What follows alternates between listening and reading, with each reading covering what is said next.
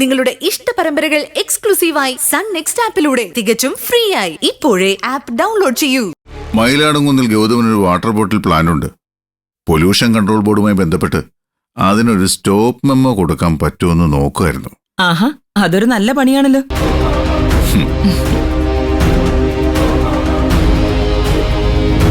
ആ പാമോളെ, താങ്കൾ ചായ. ആന്റി, മോളെ അടിപൊളിയായിട്ടുണ്ട്. മോളെ മോളെ തന്നെ വിളിക്കുന്നതല്ലാതെ അതിന്റെ സ്നേഹമൊന്നും രണ്ടുപേരും എന്നോട് കാണിക്കുന്നില്ല.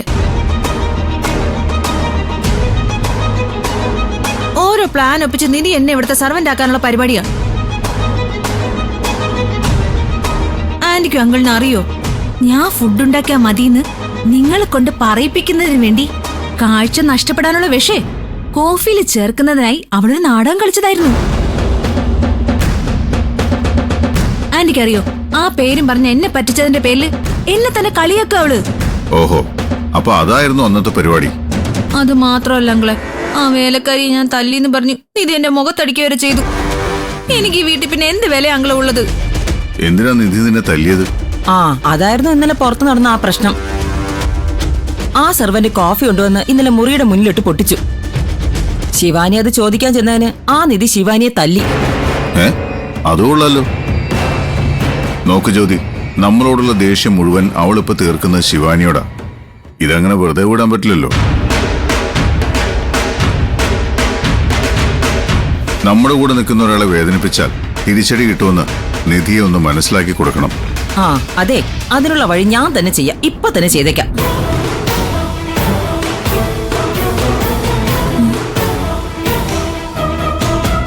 ആന്റി ആന്റി എന്ത് ചെയ്യാൻ പോവാ? ഒന്ന് വെയിറ്റ് ചെയ്യ മോളെ, കാണിച്ചു തരാം. ഇത് നല്ല കോസ്റ്റ്ലി ആയ സാരിയാണെന്ന് തോന്നുന്നല്ലോ. ഇതെന്ത് ചെയ്യാനാ? ഇത് വെച്ച് നിധിക്ക് ഞാനൊരു പണി കൊടുക്കാൻ പോവാ. ചെല്ലു ജ്യോതി, ഒരു ഭാഗത്തുനിന്ന് നിധിയെ നീ ഒതുക്കിക്കോ. ഗൗതമിന്റെ ഏർപ്പാട് ഒരു ഭാഗത്തുനിന്ന് ഞാൻ തീർത്തോളാം. മോളെ, നിധി എവിടെയുണ്ട്? അവിടെ താഴെ ഉണ്ട് ആന്റി. ആ വാ.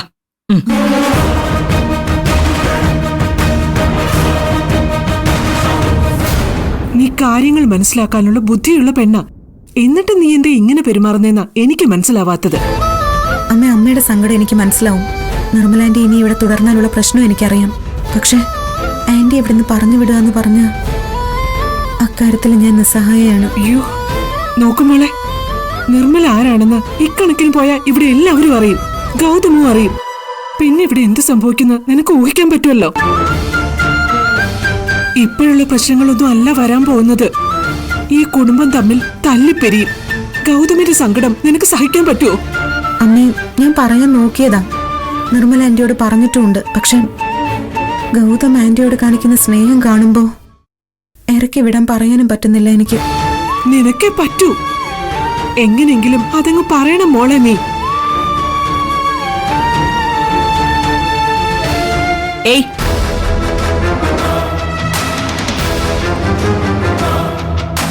നിന്നെയാ വിളിച്ചത്. അവിടെ നിൽക്കാൻ. അതെ, വിളിച്ചത് കേട്ടിട്ട് മൈൻഡ് ചെയ്ത് എങ്ങോട്ടാ പോകുന്നേ?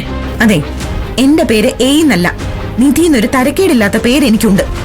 അങ്ങനെ എന്റെ പേരാണ് നിങ്ങൾ വിളിച്ചിരുന്നതെങ്കിൽ ഞാൻ നിന്നേനെ. നിനക്കൊക്കെ എന്നുള്ള വിളി തന്നെ അധികമാ.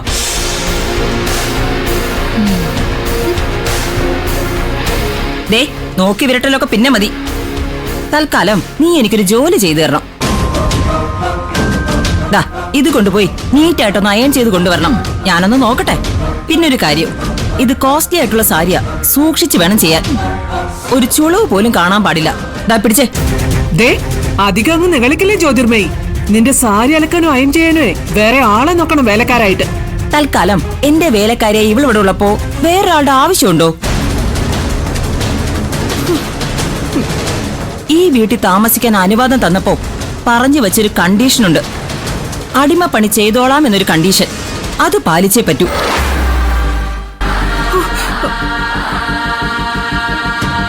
ഈ സാരി ഒന്ന് അയൺ ചെയ്ത് തരുമെന്ന് ഞാൻ നിന്നോട് അപേക്ഷിച്ചതൊന്നും അല്ല. ഇതേ ഒരു സെർവന്റിനോടുള്ള എന്റെ ആജ്ഞയാ. പിടിക്കടി, പിടിക്കാൻ.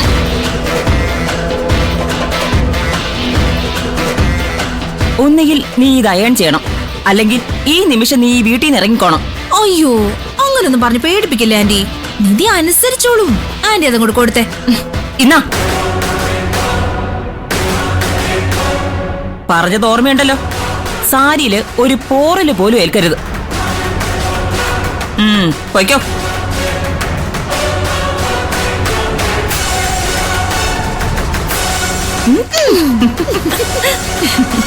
ഓ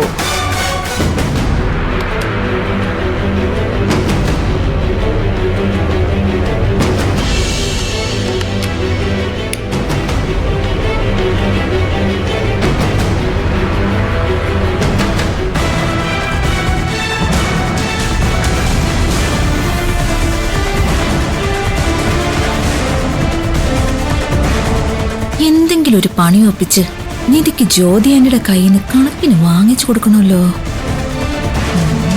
അതിനിപ്പ എന്താ ഒരു വഴി?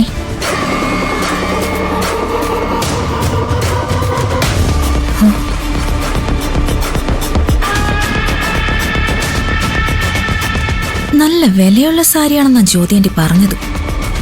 ഇതെങ്ങാനും ഒന്ന് കരിഞ്ഞ ആന്റിയുടെ യഥാർത്ഥ മുഖം നിധി ഇന്ന് കാണും. ഇവളെന്തിനാ ഇങ്ങനെ മറഞ്ഞു നിന്ന് നോക്കുന്നത്? എന്തോ ഒപ്പിക്കാനുള്ള പരിപാടിയാണല്ലോ. ഈ സാരി എങ്ങനെയൊന്ന് കരിച്ചെടുക്ക? പെട്ടെന്ന് ആലോചിച്ചിട്ട് ഒരു ഐഡിയയും കിട്ടുന്നില്ലല്ലോ.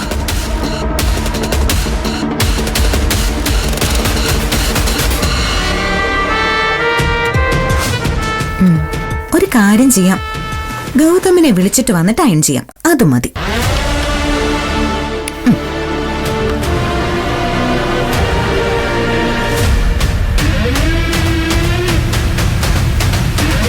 ദൈവം എന്റെ കൂടെയാ.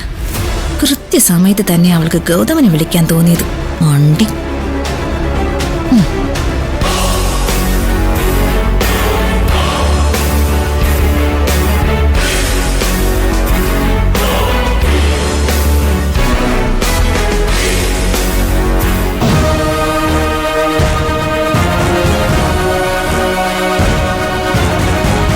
ശിവാനി എന്താ ഇവിടെ വന്ന് നിൽക്കുന്നേ?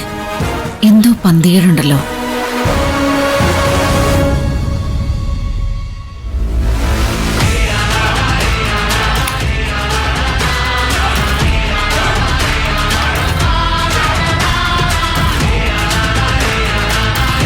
ഇന്ന് നിനക്ക് ജ്യോതി ആന്റിയുടെ കയ്യിൽ നിന്ന് കണക്കിന് കിട്ടുന്നിതേ.